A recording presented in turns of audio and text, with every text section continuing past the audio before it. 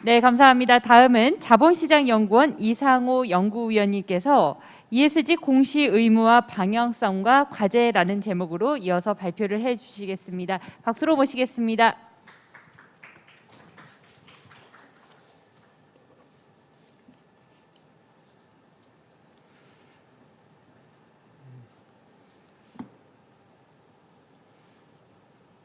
네, 안녕하십니까. ESG 공시 의무화의 방향성과 과제 주제 발표를 맡은 자본시장연구원의 이상우입니다.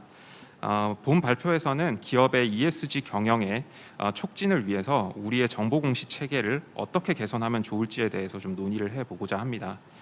본격적인 논의에 앞서서 ESG 공시제도와 관련한 주요 논의 배경들을 먼저 설명을 드리고 상장 기업을 중심으로 해서 우리나라 기업의 공시 수준에 대해서 한번 살펴보겠습니다.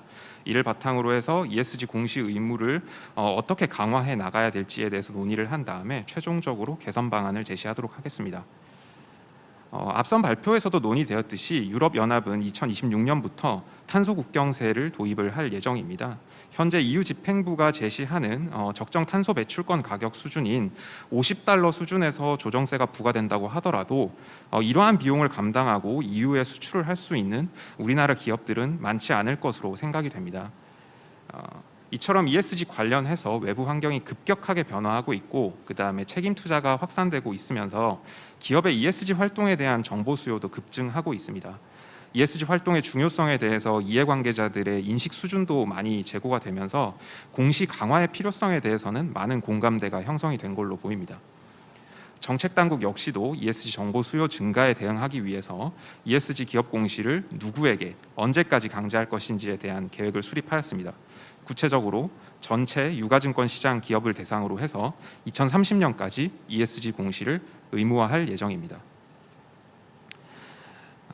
다만 이제 어떻게 개선할지에 대해서는 여전히 좀 발전적인 논의가 필요하다라고 생각을 합니다.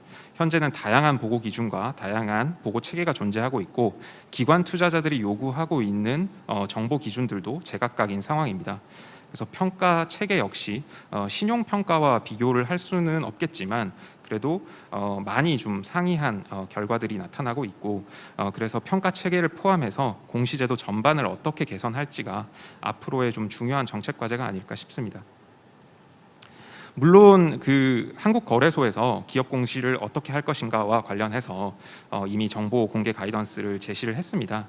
ESG 경영의 모범 사례를 제시를 하고 그다음에 조직, 환경, 사회 측면에서 가장 핵심적인 공개 지표를 ESG 경영 성과로 보고를 하는 방안입니다. 그러나 이게 처음 이렇게 만들어지는 것이다 보니까 아무래도 ESG 공시 강화의 시기나 대상이나 범위 등등과 관련해서 여러 이제 각계각층의 이견들이 많이 있습니다. 구체적으로 2030년이 너무 늦는 것은 아니냐, 그다음에 유가증권 시장 기업을 대상으로만 하는 것이 너무 협소하다, 그리고 거래소의 가이던스 21개 지표는 너무 적다라는 반응들이 굉장히 많이 있습니다. 그런데 우리가 이제 염두에 두어야 할 것은 중기적인 차원에서 최종 목표가 정해져 있다는 것입니다. 바로 IFRS 재단이 제정을 추진하고 있는 이 ESG 보고 기준을 도입하는 것입니다. 우리나라는 기존 재무보고 기준으로 K-IFRS를 채택을 하고 있고 그래서 재무보고 기준과의 연계성 측면을 고려하면 IFRS 재단의 기준을 도입하는 것이 가장 합리적일 것이고요.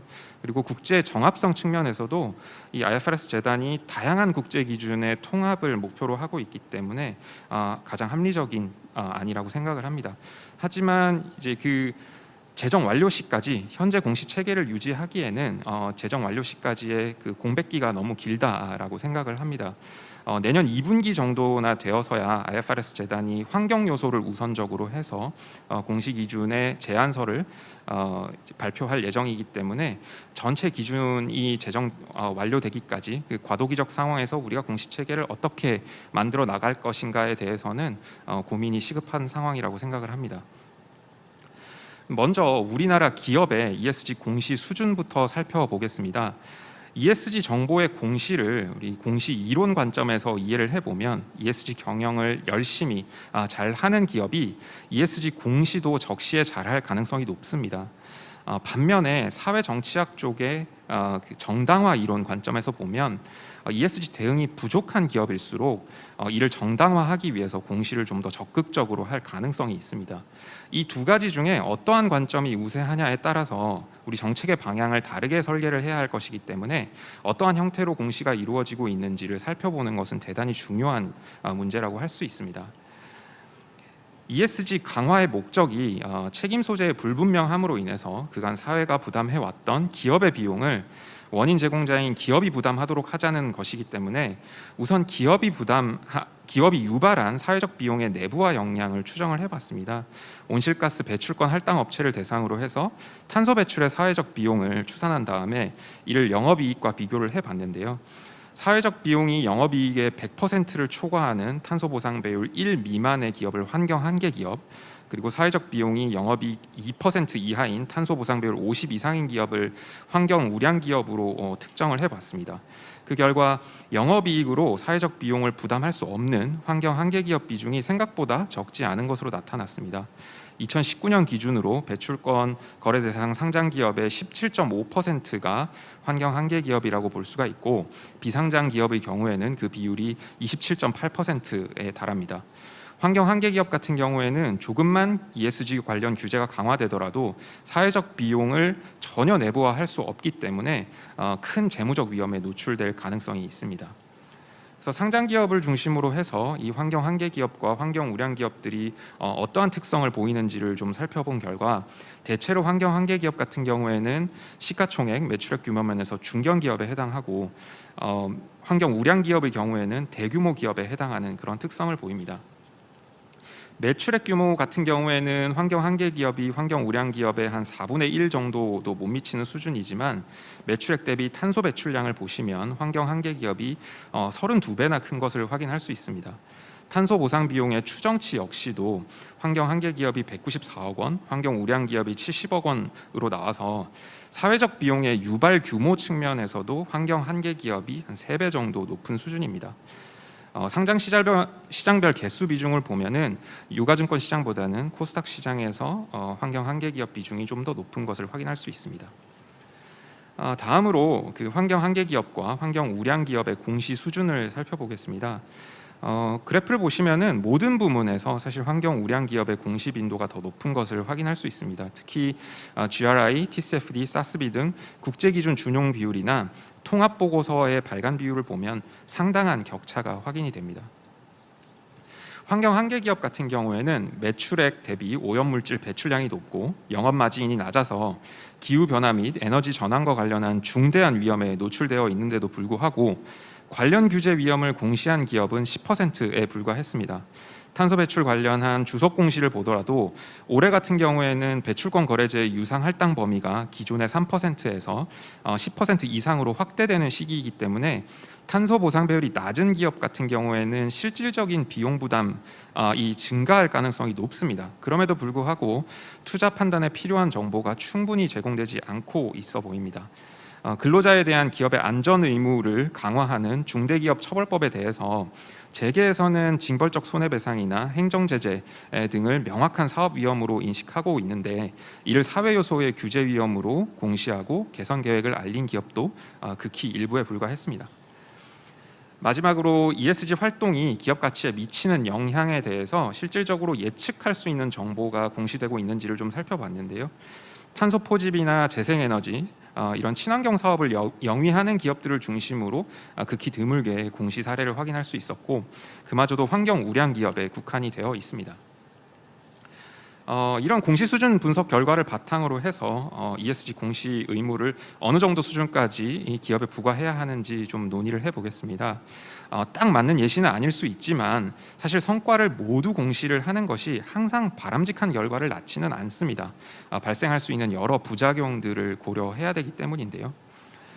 우선은 전반적인 ESG 공시 수준은 지금보다 향상될 필요가 있습니다. 환경 우량 기업들이 환경 한계 기업들에 비해서 ESG 대응 수준이 높고 공시 수준도 높았지만 전 세계적인 ESG 규제 강화 기조로 볼 때 공시를 좀 확대할 필요는 있어 보입니다. 우리나라 기업의 수출 비중이 높은 국가들 중에 중국, 미국, EU, 홍콩, 일본 등이 최근 ESG 관련 규제 및 공시 의무가 동시에 확대되고 있고, 그리고 해당 권역에 대한 우리나라의 수출 비중은 최근 5개년 평균 61%에 해당합니다. 특히 유럽연합 같은 경우에는 공급사슬 수준에서 ESG 위험 요인에 대한 중요성 평가를 강조하고 있습니다. 이는 ESG 대응 수준이 낮은 기업과는 밸류 체인을 공유하지 말라는 의미이기 때문에 고객과의 계약에 유의적인 영향을 미칠 수 있는 요인으로 보이고요. 그래서 우리 기업들의 좀 발빠른 대비가 필요하고 관련 내용을 또 외부 이해관계자들과 투명하게 소통을 할 필요가 있다고 생각을 합니다. 이에 연구 배경에서도 언급드렸지만 현행 우리나라의 공시 의무화 정책의 추진 일정이 주변 주요국들에 비해서 신속하지 않고 강제 공시의 대상도 좀 협소한 것 아니냐 하는 비판들이 있습니다. 미국 같은 경우에도 사실 기존에는 환경 관련 중요 규제 위험에 대해서만 공시를 의무화하고 있었는데, 환경이라는 단어를 최근에 이제 삭제를 해서 E든 S든 G든 중요 규제 위험에 대해서는 공시를 하라고 하고 있습니다. 그렇게 본다면 우리가 자율적으로 공시를 하는 것이 어떤 의미가 있을까 이렇게 생각을 할 수 있습니다. 하지만 ESG 성과 정보에 기초한 자원 배분 효율성 제고는 자율 공시를 통해서 가장 효과적으로 달성을 할 수가 있습니다. 기본적으로 ESG 정보를 공시하지 않게 되면 외부 이해관계자로 하여금 부정적인 신호를 주게 되고 여러 가지 탐색 비용을 유발하기 때문에 궁극적으로 기업 가치에는 악영향을 미칠 수밖에 없습니다. 따라서 자율 공시 체제 하에서 ESG 대응 수준이 높은 기업은 대응 수준이 낮은 기업과 동일하게 부정적인 평가를 받는 그러한 역선택 상황에 놓이지 않을 요인이 생기게 되고 최적의 비용 수준에서 자발적 공시를 하게 됩니다. 이는 앞선 공시 수준 분석에서 ESG 대응 수준이 높은 환경 우량 기업들이 환경 한계 기업들보다 월등히 더 많은 공시 빈도를 보인 것과 무관하지 않습니다. 물론 공시 의무화를 했을 때 여러 가지 기대할 수 있는 효과들이 있습니다. 우선 공시 정보의 양이 증가하고 또 표준화된 정보가 제공될 수 있기 때문에 평가 체계의 객관화 가능성을 기대해 볼 수 있습니다.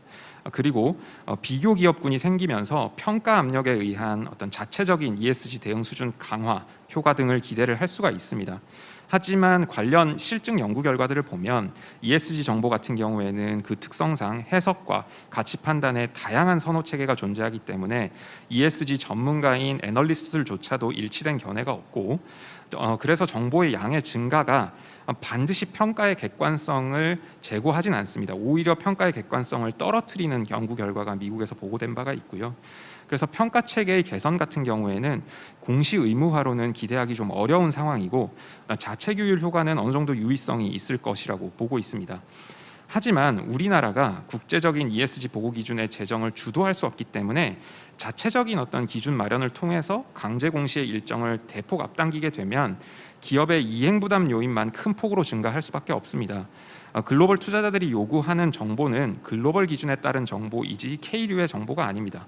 그래서 자체 기준 강화는 불필요한 정보의 전환 비용을 유발할 것이고, 향후에 IFRS 재단의 ESG 보고 기준을 도입하는 과정에서도 재차 전환 비용이 발생할 것으로 예상이 됩니다. 그래서 이러한 비용들을 감당할 만큼 현재 기업의 규율이 시급한 상황인지, 그로 인한 편익이 비용보다 클지에 대해서 좀 곰곰이 따져볼 필요가 있다라는 생각입니다.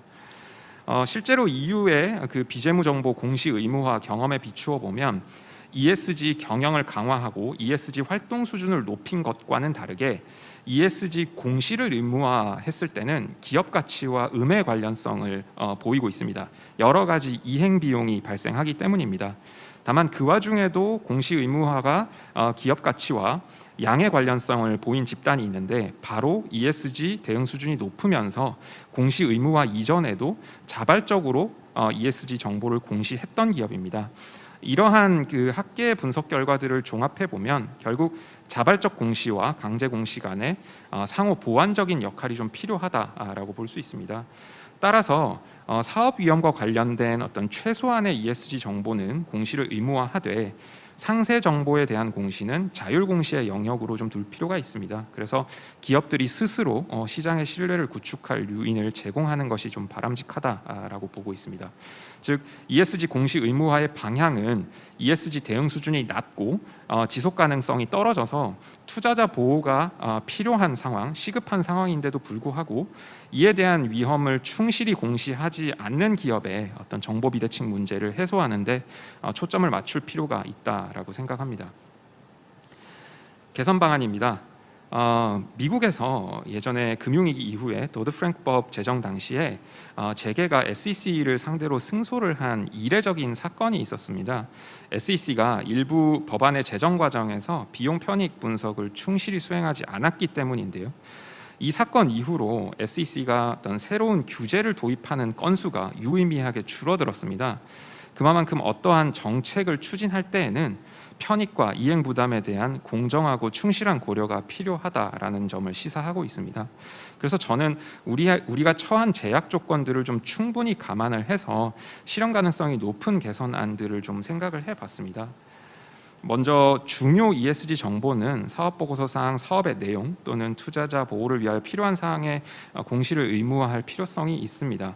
ESG를 강조하는 국제경제 질서 변화는 수출 비중이나 중간재 생산이 높은 국내 기업을 중심으로 재무적 위험성과 직결되는 중대한 사안이기 때문입니다. 특히 환경 요소의 경우에는 이미 기업 공시 서식 작성 기준에 그 근거 규정이 있는 만큼 환경 한계 기업에 대해서는 투자자 보호 차원에서 이에 준수 여부를 면밀히 좀 감독할 필요성이 있어 보입니다. 그 중요 ESG 정보에서 중요성 여부는 우선 재무적 중요성 관점에서 검토할 것을 제안을 합니다. 기업이 경제, 환경, 사람 등에 미치는 영향 중요성도 무시할 수는 없지만 과도기적인 상황에서 투자자 보호를 위한 최소한의 공시 의무를 부과한다는 측면에서 재무적 중요성 관점을 좀 우선할 필요가 있다라고 생각을 합니다. 또한 공시 정보의 예측 가치를 높이기 위해서 기업 가치의 핵심 동인에 해당하는 장부 가치, 이익 성장, 할인율 요소에 미치는 영향을 중심으로 각 중요 ESG 사안에 대한 정보를 좀 제공할 필요가 있습니다. 일부 그 공시 사례를 보면은 부정적인 영향을 미칠 수도 있습니다라고 이제 한 줄이 끝인데요. 투자 판단에 필요한 실질적인 사항들에 대해서는 아무런 답을 내릴 수가 없기 때문에 좀 예측 요소가 포함이 될 수 있도록 공시 규정을 설계할 필요가 있습니다. 장기적으로는 ESG 공시 정보의 신뢰성 제고를 위해서 인증 절차도 도입을 하고 의무화할 필요가 있습니다. 문제는 좀 비용인데 유럽연합 기업들 같은 경우에 비재무 정보에 대한 그 평균적인 예상 인증 비용을 우리나라 원화로 환산을 해보면 인증 수준에 따라서 좀 차이는 있지만 중소기업들도 2,300만 원에서 3,800만 원 정도의 인증 비용이 매년 발생할 것으로 추산이 됩니다. 물론 이것은 그 유럽의 그 새로운 비재무 정보 보고 기준에 의해서 비재무 정보 보고서 전체에 대한 인증 비용이기 때문에 우선은 우리나라의 어떤 인증 제도를 도입했을 때 인증 비용 수준을 합리적으로 좀 산출을 해볼 필요가 있고, 그래서 기업의 이행 부담 요인과 정보의 신뢰성 제고, 편익을 좀 비교해 볼 필요가 있겠습니다. 마지막으로 기존의 사업보고서 공시, 거래소 공시, 개별법상 공시로 여러 근거 규정에 따라서 다양한 공시 채널에 ESG 정보들이 좀 산발적으로 공시되고 있는 측면이 있는데 이를 좀 재정비해서 공시 채널을 일원화할 필요가 있어 보입니다. 지금까지 제가 많은 내용을 말씀드렸습니다만 ESG 공시제도라는 것이 최선의 정답이 있는 분야는 아니라고 생각을 합니다. 현재 엄밀한 어떤 실증 분석 자체가 불가능한 상황이기 때문에 철저히 가치 판단의 영역이고, 그렇기 때문에 제가 생각했던 것보다 더 합리적인 방안은 얼마든지 있을 수 있다고 생각합니다. 그래서 앞으로 많은 논의가 있어야 된다고 생각을 하고요. 다만 ESG 경영을 잘하는 것과 이를 어떻게 공시할 것인가 하는 부분은 좀 다른 차원의 문제라는 점은 인식할 필요가 있겠습니다. 학계나 실무에 계시는 많은 분들께서 적극적으로 의견 개진을 하셔서 우리나라 ESG 공시 제도가 좀 합리적인 방향으로 확립될 수 있기를 기대하면서 제 발표는 여기서 마치겠습니다. 감사합니다. 네, 감사합니다. 연구위원님 소중한 정보 공유 감사드립니다. 시간 관계에서 한 가지 질문을 드릴 텐데요. 마지막에 말씀하신 것과 조금 중복이 될 수도 있을 것 같습니다. 의무 공시 사항을 최소화하자는 것이 과연 실효성이 있을지, 이렇게 자율 공시를 하라고 하면 기업들이 과연 공시를 할까요? 이런 궁금증이 생기네요. 네, 그런 문제 제기가 충분히 있을 수 있다고 생각을 합니다. 그 이유는 아직 신뢰가 쌓이지 않아서 그렇다라고 생각을 하는데요. 그 ESG가 아직 규제 요인 또는 비용 요인으로만 생각을 하기 때문에 과연 이런 거에 대해서 기업들이 제대로 자발적으로 공시를 할 것인가라는 의심을 많이 하게 되는데, ESG 경영을 잘 하는 것이 기업의 지속 가능 가치를 창출하고 기업의 어떤 그 성장 가치를 높이는 것이라는 것이 시장에서 신뢰가 쌓이게 되면 기업들이 공시를 안 할 요인은 없거든요. 그래서 좀 시장의 신뢰가 아직 구축이 될 필요가 있다라고 답변을 드리겠습니다. 네, 말씀 감사합니다. 다시 한번 여러분 큰 박수 부탁드리겠습니다. 네, 연구위원님의 말씀처럼 이 모든 것이 과도기가 아닐까라는 생각이 듭니다.